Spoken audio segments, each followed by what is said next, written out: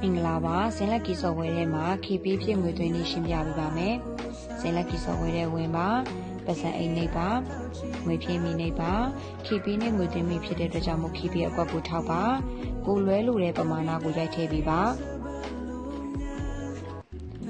နောက်တစ်ဆင့်ကိုသွားပါဒါဆိုရင်ကိုလွဲရမယ့်ဖုန်းနံပါတ်လေးပေါ်လာပါလိမ့်မယ်ဤနေရာတွေဖော်ပြထားတော့ဖုန်းနံပါတ်ကိုသတိထားပေးပါအပြောင်းလဲရှိတတ်ပါတယ်ငွေတစ်ခါလွှဲတိုင်းဆော့ဝဲတွေကိုတစ်ခါဝင်ကြည့်ပေးပါအပြောင်းလဲရှိတတ်ပါတယ်ရှင်ဒီရဲ့ဖုန်းနံပါတ်လေးကိုကူးယူမိလုပ်ပေးပါ KP ထဲဝင်မှာငွေလွှဲမိနေပါ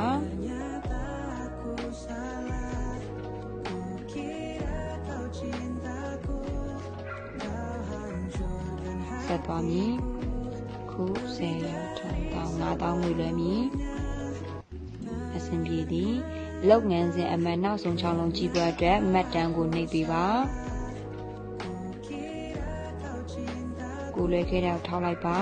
ဒါဆိုရင်လှုပ်ဆောင်မှုအမှန်နောက်ဆုံး6လုံးက3609နှစ်နောက်ဆုံး6လုံးကိုမှတ်သားပြီးပြီဆိုရင်စိန်လက်ကီဆော့ဝဲတွေကိုပြန်ဝင်ပါကိုလွှဲခဲ့တဲ့ပမာဏလွှဲငွေပမာဏမှာအမှားယွင်းဖြစ်တတ်ပါတယ်ပမာဏမှန်ပြန်စစ်ပါလုပ်ငန်းစဉ်အမှတ်စဉ်နောက်ဆုံး6လုံးပြန်ထည့်မယ်3609နှစ်လုပ်ငန်းစဉ်အမှတ်မှန်ပြီလားလွဲငွေပမာဏက9000လား9000လားတိကျပြန်စစ်မယ်မှန်ကန်ပြီဆိုရင်တင်ပြပြီလို့နှိပ်လိုက်ပါဆော့ဝဲထဲကို9မိနစ်အတွင်းငွေရောက်ပါလိမ့်မယ်ရှင်ကောင်းပြီစရာလေးကိုနှိပ်ပေးပါဒါဆိုရင်ညီမရဲ့အကောင့်ထဲပင်မပတ်စံအိတ်ထဲမှာ9000ကျပ်ငွေရောက်လာပါပြီရှင်ဒါက KP ဖြစ်ငွေသွင်းနည်းပဲဖြစ်ပါတယ်